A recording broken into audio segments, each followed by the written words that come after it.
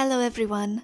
I think we can all agree that Guillermo del Toro's Frankenstein movie is a masterpiece, and even though generally I prefer movie adaptations to be faithful to the book, this beautiful project certainly proves to be the exception to that rule.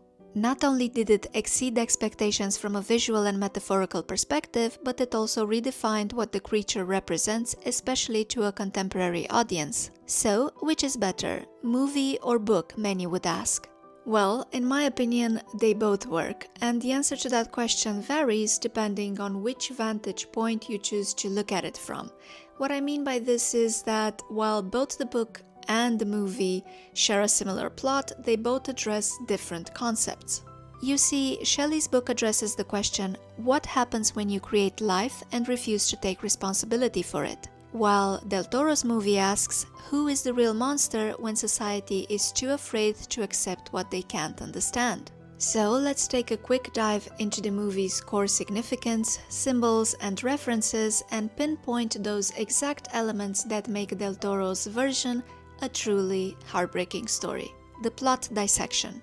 Those of you who read Mary Shelley's book are probably aware that a few changes were implemented in the film, which shouldn't come as a surprise since Guillermo del Toro himself stated beforehand that his Frankenstein will have a more tragic and emotional approach compared to the source material. At its core, Mary Shelley's Frankenstein is truly philosophical horror, making us ponder themes like creation, guilt, and the moral weight of playing God. Her creature is highly intelligent and painfully self-aware, embodying both human sensitivity and suffering. The real horror in Shelley's story doesn't come from the monster's appearance, but from Victor Frankenstein's refusal to take responsibility for what he has made, or at least show compassion toward it. As for Del Toro's adaptation, rather than centering on the scientist's ambition, he prefers exploring a desperate need for connection. The movie dives into the emotional aftermath, crafting a deeply human story where, ironically, the creature is the most empathetic being on screen, which brings us to the reinvention of the monster. Guillermo del Toro reinvents the creature in a manner that feels deeply relevant today. He gives the creature a voice, and we as the audience are invited to experience the story not just as a horror tale, but as a dialogue about humanity. This is the reason why the movie is divided into two parts, Frankenstein's side of the story and the creature's side of the story. Just like in a court of law where both parties are given a chance to defend themselves before judgment is passed. Framing the movie from the monster's perspective serves this powerful narrative and moral purpose and shows us that between good and evil there can also be understanding. Even the creature's request for a companion, present both in the book and the movie, reveals a basic human need for connection. But Del Toro's interpretation takes it a step further. Issues that define our current modern life are brought into discussion, and we no longer see the creature as someone who's simply looking for a mate, but a soul seeking resonance and acceptance by his side. This reinvention makes the creature a metaphor for the human condition itself, created, abandoned, and endlessly searching for another who can understand the pain of being alone. Jacob Elordi does a spectacular job at portraying the creature, and it's clear that his performance moves the character beyond the realm of horror and into something human. His performance captures vulnerability, and I believe even the creature's softer design is intentional. It doesn't shock us with deformity, but instead it convinces us with expressive eyes and the presence that feels more hurt than menacing. Somehow, the new portrayal manages to separate the human from the monster, and that, in my opinion, is a very successful stylistic choice. And now let's talk about symbols. I'm certain many of you noticed how the movie is filled to the brim with symbols and visually intense moments meant to complement and silently contribute to the main storyline.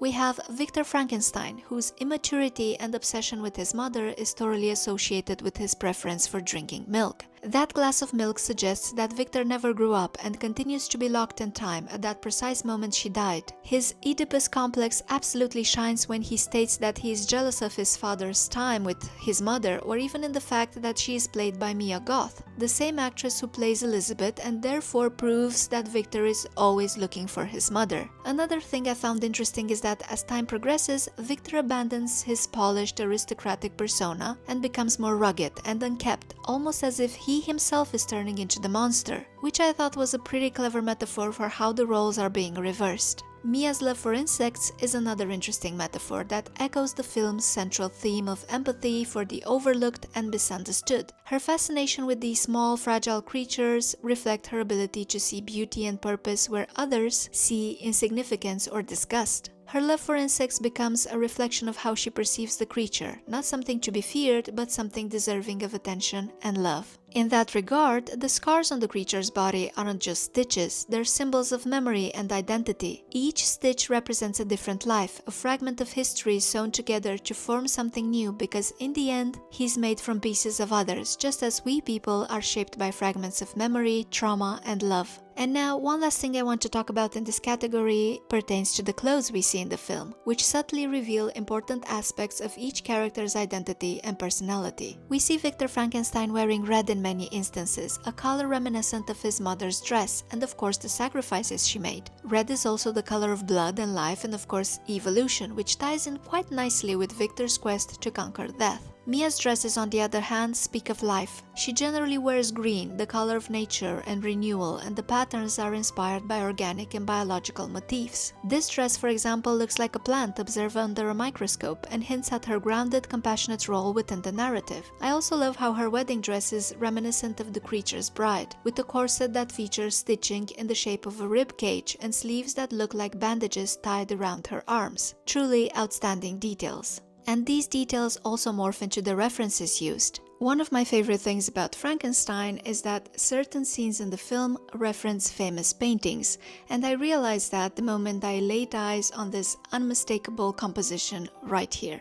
These types of paintings are called vanitas, a type of memento mori paintings attributed to several painters in the 60th century that depict the futility of life in front of death and also express how our vanity overshadows the importance of spirituality. Another scene depicting a famous painting is the moment when Elizabeth meets the creature for the first time and they establish contact. This scene references the creation of Adam by Michelangelo, an instance that inevitably unites two different entities, much like the film implies. Medusa by Caravaggio is yet another recognizable piece. The creature actually has a scene where he looks at it, almost feeling and relating to the pain expressed by the stone-carved being. Next, we have another painting by Caravaggio, the incredulity of Saint Thomas, accurately portrayed in the film when Elizabeth touches the creature's cut, almost as if making sure he is alive and establishing a type of intimate connection. I also liked this scene, which immediately reminded me of Princess Sisi's famous portrait done by Winterhalter. With her hair undone and white dress, Elizabeth inspires purity and is almost frozen in time, perfect as she'll ever be. And lastly, this image in the film reminds me of Hamlet holding Yorick's skull, therefore making the creature confront the idea of death, the fragility of the body, and the mystery of existence in this dark world he was brought into. In the end, we have to address the parallel with today's society. There is a reason why Del Toro's Frankenstein works so well with audiences today, and that reason is loneliness.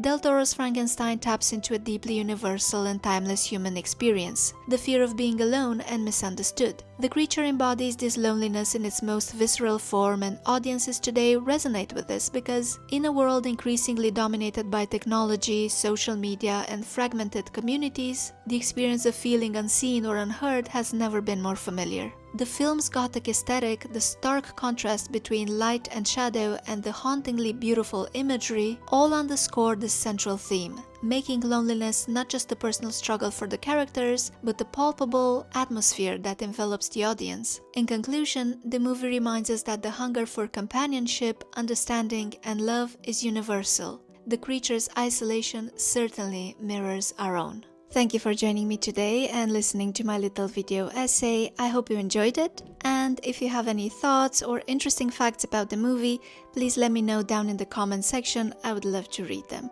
My name is Denny. Help me out with a like or subscribe to my channel if you'd like to see more, and until next time, please take care everyone. Bye!